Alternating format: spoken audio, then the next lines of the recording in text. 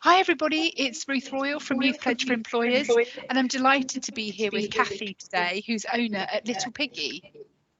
Hello Ruth, nice to see you. Thanks very much for asking me along this morning. We're really pleased to have you here. Tell us a little bit about your business first of all. Well, Little Piggy is a business that helps other businesses basically. So what I do is I'm what's known as a business mentor. So I'm not a mentor in the sense of, somebody who you might go to share your woes with, although that does happen to me quite often. I'm very specifically a business mentor. So my role is to work with people who are thinking about starting a business or who've got business already that need to see some form of change happen, whether that's to get the business set up and start getting customers, or whether it's to grow the business or to start taking on staff or anything like that that might actually impact on how the business grows and how successful it is and how much money it makes. So that's very specifically what I do, and I do that both in working with people on a one-to-one basis, working with them in groups, and also doing quite a lot of training as well. So what sort of skills and experience did you need to go into that work?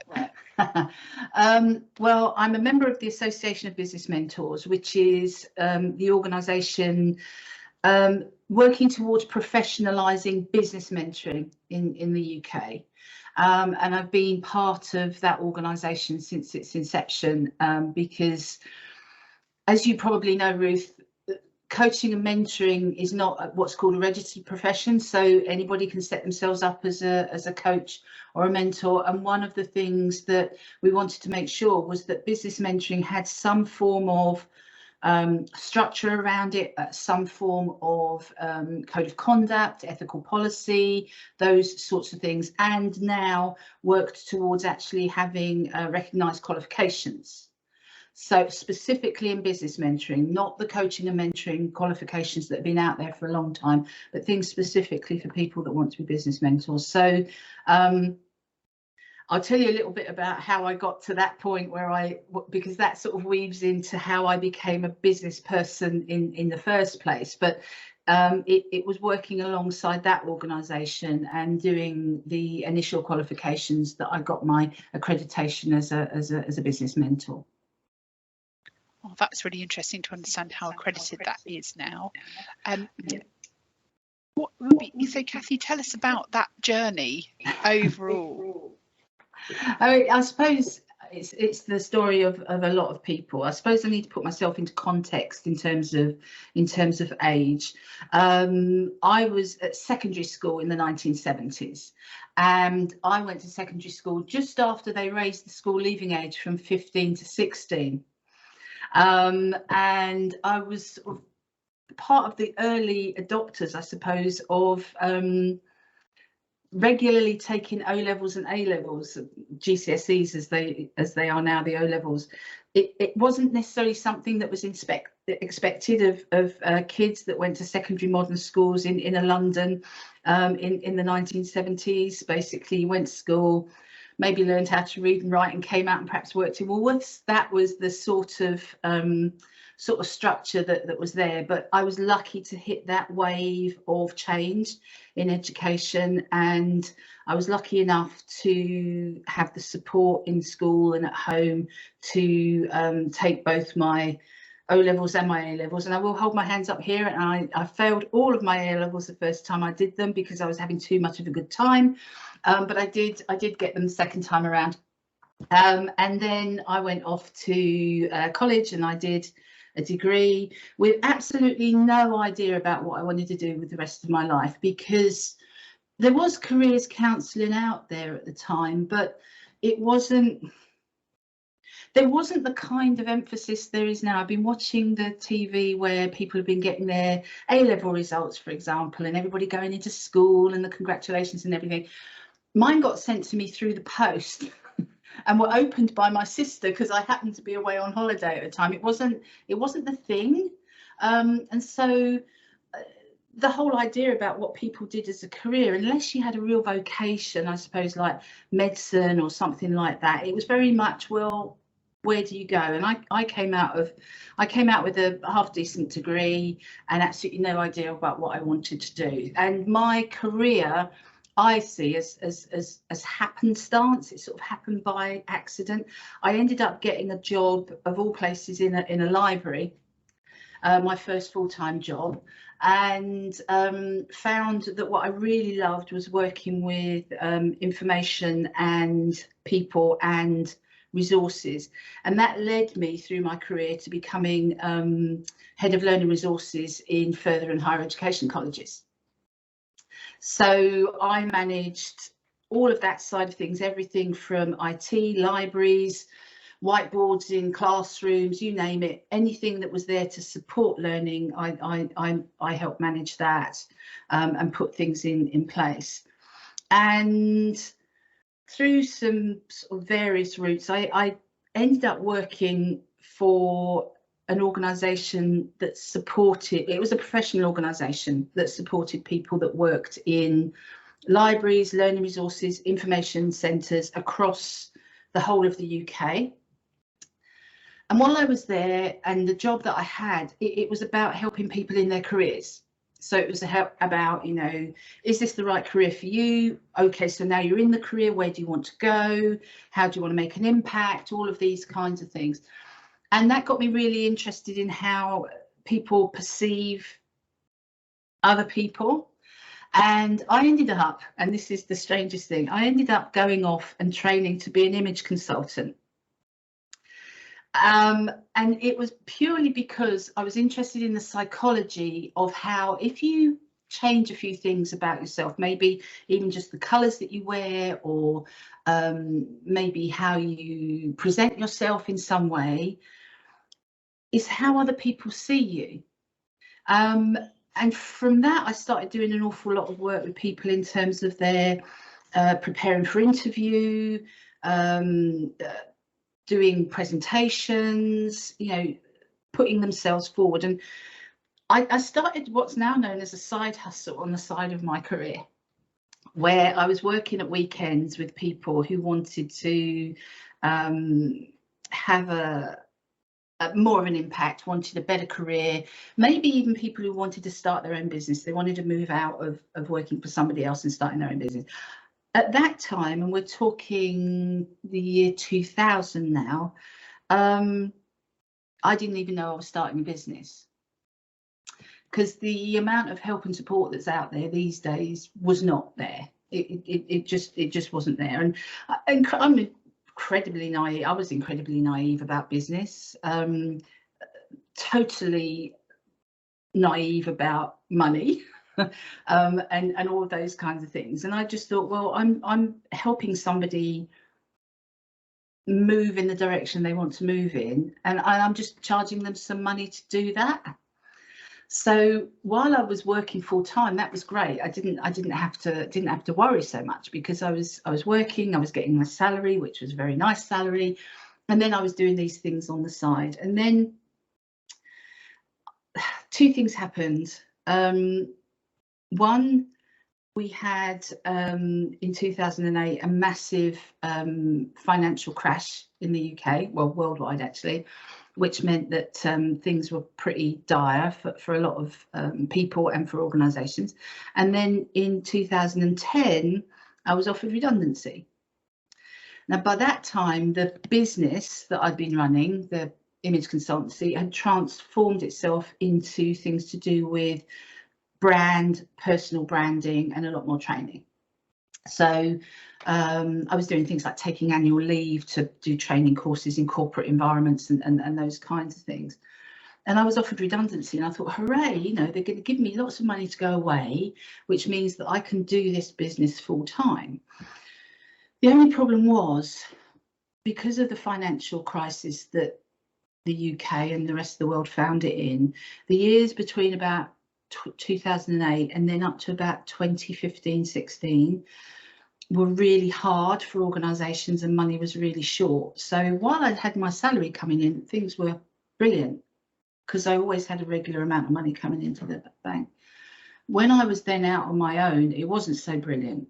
because I was having to find all of my own money. And it was at that point I realised that what I'd been doing for the past 8 years or so was really playing about. I didn't really understand business. I didn't know how it worked. I didn't understand things about customer acquisition. I didn't understand things about marketing. I didn't understand things about cash flow forecasting, about accounting, all of those kinds of things. I'd done all my accounts, you know, but I'd handed them to an accountant, and it didn't really matter whether I made a profit or made a loss because I had a salary, and now it did. And so I basically had to pull my socks up and go out and start learning what business actually meant. The consequence of that was that people then started asking me, because they saw how my business was starting to develop as I was implementing these new changes. They started asking me how I did stuff. So I'm a big networker. I've always gone out and I've talked to people and engaged with people, and my viewpoint is that if I can help somebody at some point, then I'm sure that that will come back to me in another way at another point. So people would ask me out for a cup of coffee and we'd have a chat, and they'd say, Kath, how do you do that? If I wanted to do this in my business, what would I do? And we'd be in a coffee shop, I'd usually grab a napkin, and because I'm very visual, I'd draw them a picture about what they should be doing and say, do this and then do that and do this, and if you do this, and their businesses started to get better.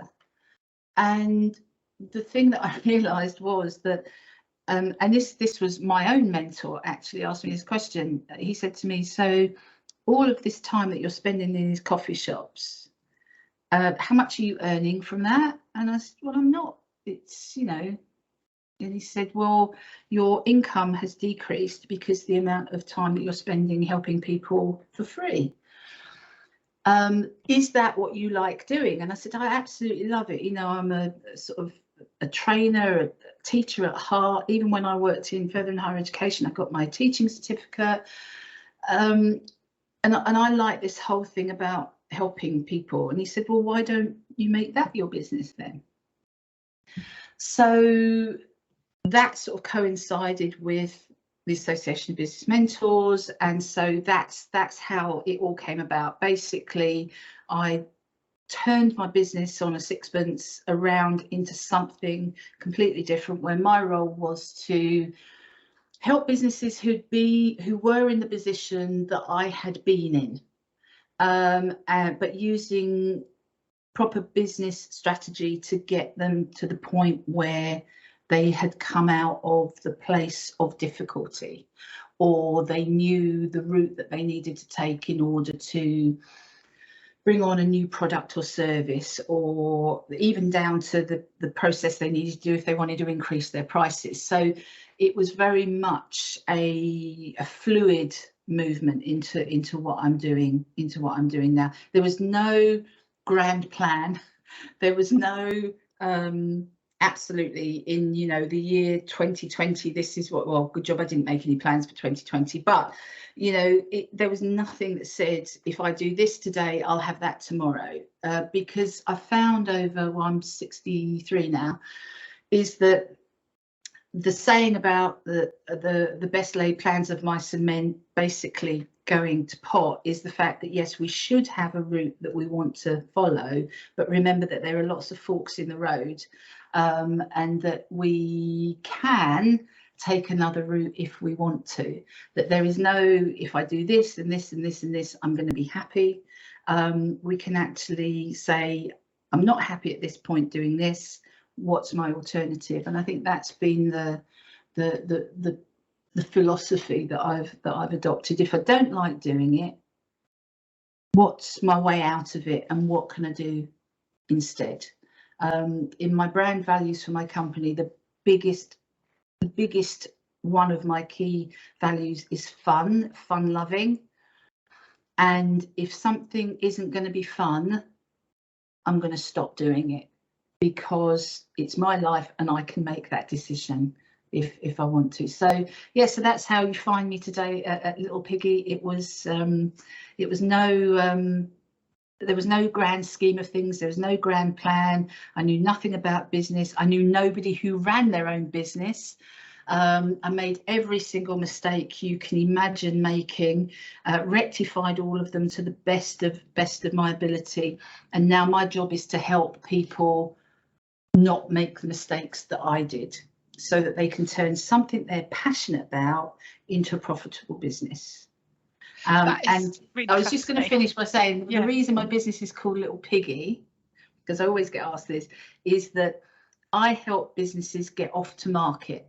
So it's definitely based on the nursery rhyme. So that's that. Sorry, I went on for ages there. No, that was so interesting to hear about your journey, and I'm really interested to hear about how sort of essentially out of adversity that you made very positive changes.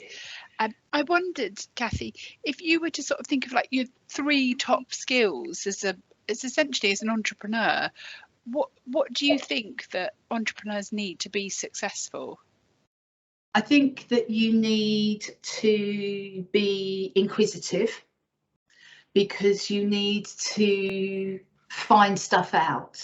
You need to look around you and discover.